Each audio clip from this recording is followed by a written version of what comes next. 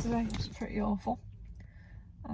Started off okay, uni was fine, had a tutorial with the course leader. It made me feel a lot better.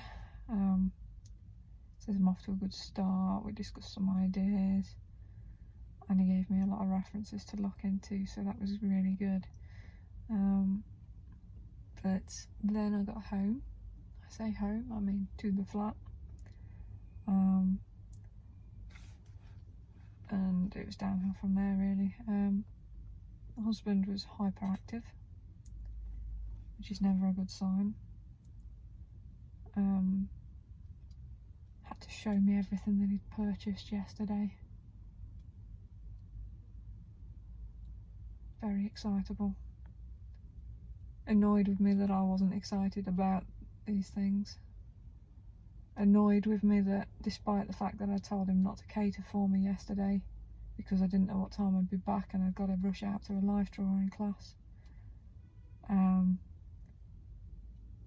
He'd bought food and I didn't want it because I'd not long had something, and I'd bought something with me to have in the evening.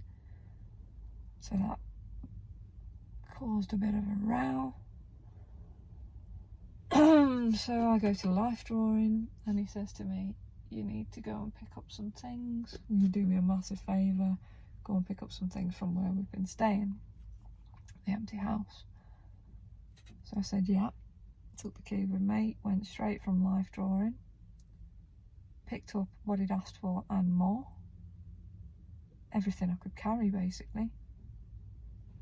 And when I got back, he emptied the bag out, told me things were missing, despite the fact that I'd picked up everything that he said where he described it.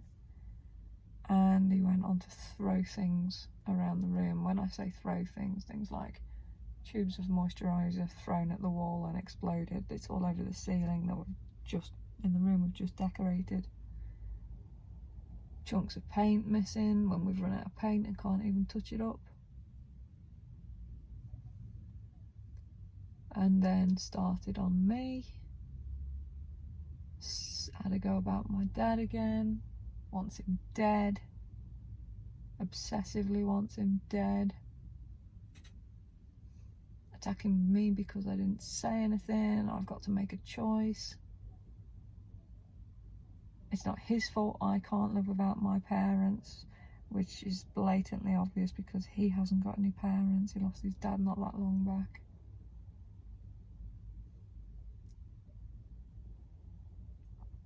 Just awful stuff again, and once again he called me a dog murderer. Says that he makes out that he's okay with us, and he's not. He's never once made out he's okay with my father. Never once. I told him he needs to accept responsibility for his part in everything that's happened over the last month. He argued with me that it was 2 months. It's nearer 6 weeks, to be fair. Less than that, actually. 5 weeks, probably. But we're splitting hairs. His concept of time is interesting at the best of times.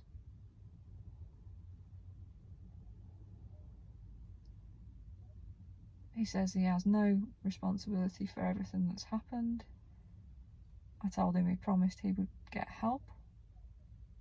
He says he can't get help because he doesn't believe he needs any.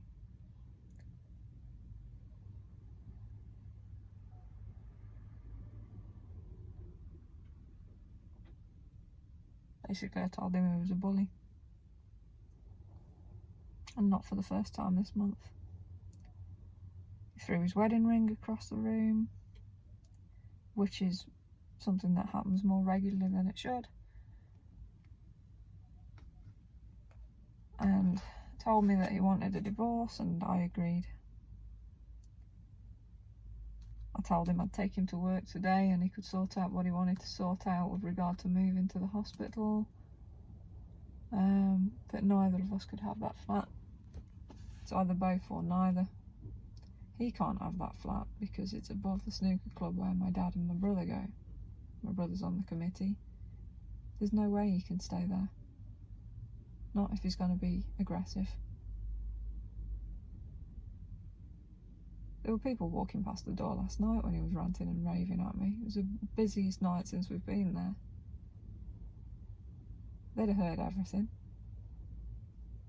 He doesn't care. He doesn't care what people hear. He's never in the wrong. He's never at fault. He can't accept responsibility for anything. He's got no empathy.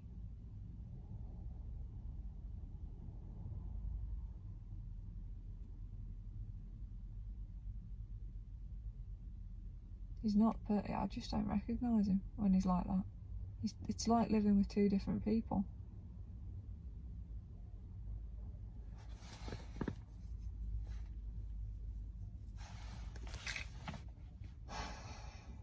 And I can't go on with it. I really can't. I don't even know where I'm going home tonight.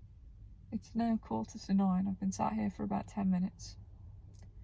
Give or take 5 to 10 minutes. I don't finish until 7:30 tonight. Got a really full day. And I don't know where I'm going home to.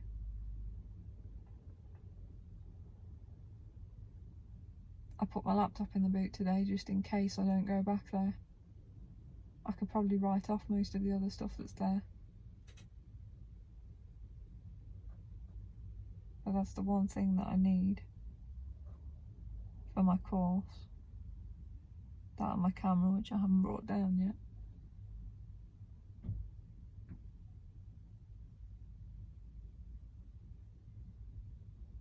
I just don't know what to do. Is it time to write off 11 years? I'm not sure. I'm really not sure.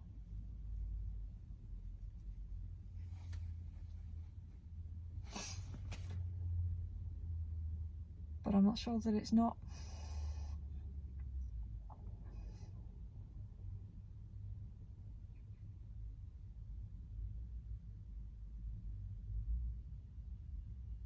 Maybe I've made a massive mistake on this project, making it about these experiences.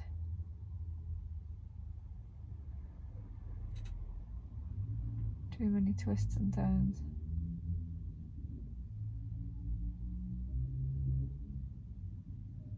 I'm a broken human being. I am absolutely broken. I thought I was starting to elevate slightly and get things not back on track, but adapt. And then it's just another kick.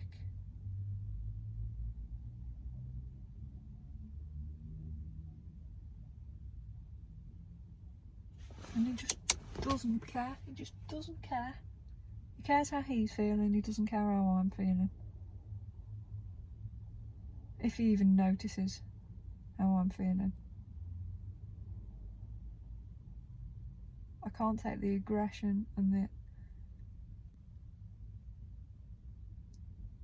it's just like a constant barrage of anger and upset and moaning. You know, I'm finding things hard as well. That flat, currently we've got no hot water, the toilet doesn't flush. There's no end in sight for when that's going to be fixed, allegedly this week. But is there any point in fixing it?